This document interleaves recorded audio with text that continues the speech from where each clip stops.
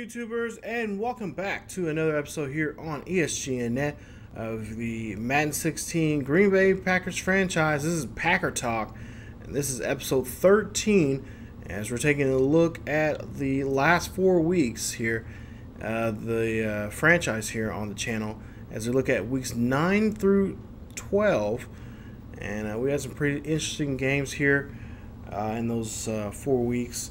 As you take a look here, we're getting ready for a Week 13 matchup against the Lions. It's a Thanksgiving game. You see their line 6-5, and we're 11-0 going to that game.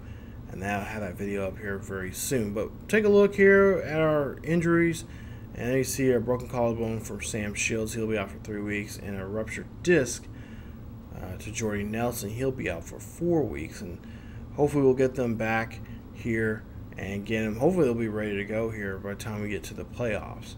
If we win this game against the Lions, we have pretty much locked down a playoff berth for ourselves, and we can go 12-0 going to Week 14. But take a look here at Week 9. We played against the Vikings, and that game, you guys seen that one here not too long ago. That was a pretty fun game. We got to play against Teddy Bridgewater there, and he didn't really do too much. But for us, Lacey almost had 100 yards there. You see 97 yards, 1 touchdown there for him in that game. Really, truly, it was a fun game. Had not much back and forth, but the Vikings did put up a showing there for a while there until we pretty much took control of that game and pretty much was dominant. Just took over, and Aaron Rodgers had a great game for himself in that one. There you see some of the numbers there. Of course, that's when we lost Jordy there because of injury, and that kind of hurt us there for a while because Jordy was actually doing quite well for himself, starting off the year really good, really hot after that. Of course, last season we didn't have him there for the good part of the season there until we got to the playoffs. But we win that game 38-9. Rodgers, 206 yards, 3 touchdowns, 1 interception. He went 15 of 28. There's some other numbers. B.J. Raji had a sack and a tackle. I believe Clayton Dixon, he had 7 sacks and an interception there for him in that game. So a really good game defensively. Offensively just as well. Lacey, 17 carries, 97 yards, I mentioned earlier, and a touchdown. As for receivers, Jordy Nelson had 4 receptions, 58 yards, 1 touchdown. And I believe Richard Rodgers had 4 receptions, 74 yards, and a touchdown, along with Percy Gray, the rookie tight end, who had a reception, 3 yards for a touchdown. Now we go to the next game here. We go to Week 10, and that was against the Texans. 45-24 was your final score. Rodgers 3 touchdowns, 390 yards, 21 of 26 in that game. Hot on his heels there. He's just playing a very good game. Lacey had over 75 yards there rushing. He had 2 touchdowns in that game with the 19 carries. Kuhn had 3 carries for 9 yards and a touchdown in that game. Receiving, Randall Cobb, 7 receptions, 158 yards, 2 touchdowns. Montgomery, 4 receptions, 43 yards, and a touchdown there in that game. Again, great game there for those guys, and it was a good victory there against them. As it was pretty tight there in the first part of that game, but then we were able to roll on and move on here against the Texans, who were 4-4 there going into that game, and again just playing pretty good. Playing a really not an easy team, but just a team that we could have good control over. Now in the next game, the Bears, we played them at Soldier Field. Now, Bears were going to this game. We played them back in Week 6. We won 38-17. This time we won 38-16. So same kind of outcome of the game. And of course, playing a team that you played before is, you know, 2 times in a season is pretty tough. And I really thought this was going to be our trap game. I thought this was going to be the game that they were going to get us, because they hadn't had a victory no, I take that back. They had 1 victory.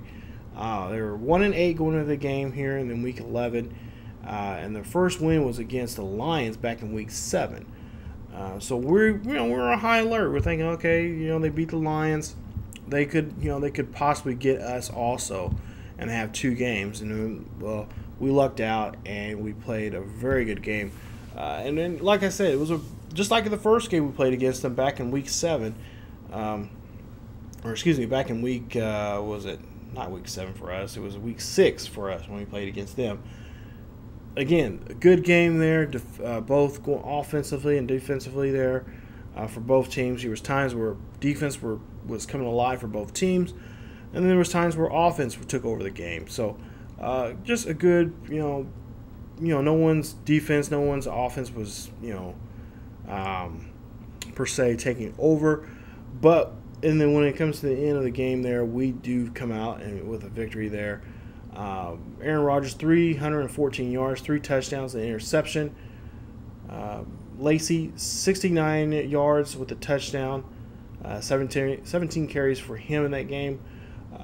Richard Rodgers, 7 receptions, 113 yards, 1 touchdown. Randall Cobb, 1 reception, 74 yards, 1 touchdown. They did a great job really capping Cobb there. There was many times where I tried to throw to him, it was an incomplete pass, or they were just batting the ball away. So they really kept us from doing anything with Rodgers or for Cobb. So we had to go with Richard Rodgers and Adams, which Adams had 5 receptions and 89 yards in that game. And he was just, lights out. He played a very good game against those guys. So I was really proud of that. Now we'll go here to week 12, and we'll take a look here. You see some of the numbers from week 12, the receiving numbers. Aaron Rodgers was 288 yards, 2 touchdowns, 2 interceptions. He was 22 of 35. Eddie Lacy, 22 carries, 89 yards, 1 touchdown. Randall Cobb, again, had a rough game, 4 receptions, 44 yards. Richard Rodgers, 8 receptions, 115 yards, 1 touchdown. Adams, 3 receptions, 40 yards, and a touchdown in that game. Again, those two having a great game there. Can't give it to Cobb. Okay, let's give it to the tight end and to the other wide receiver, and especially Adams really stepping up here since Jordy Nelson has been out for those games there. He's been really stepping up here as of late, and I think we could see him doing a lot more coming up here in these next couple of games. We got games against, of course, with the Lions and with the Cowboys. Interception-wise on that game, Hayward had an interception. Nixon had an interception there. So, as usual, those two just doing a good job there. We had a couple sacks from Matthews and from Barrington there. But, yeah, overall, right now, just a great time for the Packers. Now, you see here in the standings right now, if the season ended today, the Bears would have the #1 pick in the draft. So that's something we're going to have to look at here, as we're currently 11-0 right now, and we're leading the NFC. In the AFC side, the Bengals are having a good season right now. They are 10-1, and they are in control of the AFC South. They could clinch the AFC South title, or AFC North title, North title here pretty soon. You see here in the AFC East, the Dolphins right now playing really well, 8-3.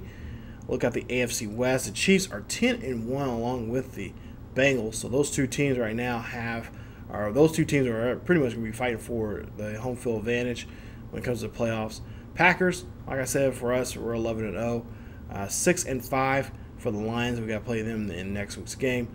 5-6 there for the Vikings, and 1-10, like I said, for the Bears. Now, right now, currently going to have the #1 pick, by the looks of it right now, for the NFL draft here coming up in the spring. Take a look at the NFC South, and you see the Saints 6-5, Panthers 4-6, 4-7 for both of the Falcons and the Bucks there. So they're battling for the last place down there. continue on, and we'll see in the NFC East. Got Cowboys coming up here in 2 weeks, but there you see they're 7-4, along with the Giants and the Eagles. So got a bit of a competitive thing going on there. Of course, like last year in real life, we had that division being so horrible, and then you had the Redskins come out and squeaked out and got the NFC East title. In the NFC West, you see Seahawks 8-3, 49ers 7-4, Cardinals 6-5, and 1-9 Rams. So we'll look at the top players of those last 4 weeks here, the weeks 9, 10, 11, and 12, and you guys can take a look at those right there. See who did what on offense and defense in the NFC and AFC. There, I'll show you a brief look at those. And so far, I don't see a Packer. We've had a couple Packers win it in the last couple of weeks here, but I think recently here, I don't think we have. Jamal Charles is here, the Chiefs there, AFC Offensive Player of the Week. J.J. Watt for the defensive side there for the weeks 11. Lynch and Davis there representing the NFC. And then you see here in the most recent week there, Drew Brees in the NFC. And then you see J.J. Watt again for the AFC defense. So he's playing really well down there here as of late for the Texans. So there you see that's what's going on in the top players of those last 4 weeks. So look at before we go here, take a look at some of the numbers there for the stats. So you see 3,223 yards for Rodgers, 11 interceptions, 38 touchdowns, and again looking very, very sharp here.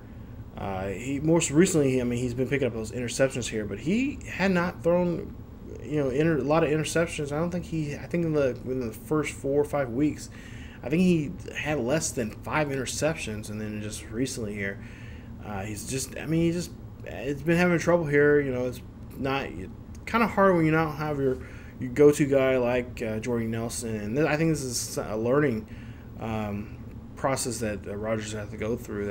He's not gonna have his go-to guy here. And here in the last couple of weeks, he hasn't had Cobb helping him out here. So going to those, guys that you don't see too often, your second or third guy in the receiving core, they're really stepping up here, especially your tight end there. Even your rookie tight ends coming in there at times to really help out.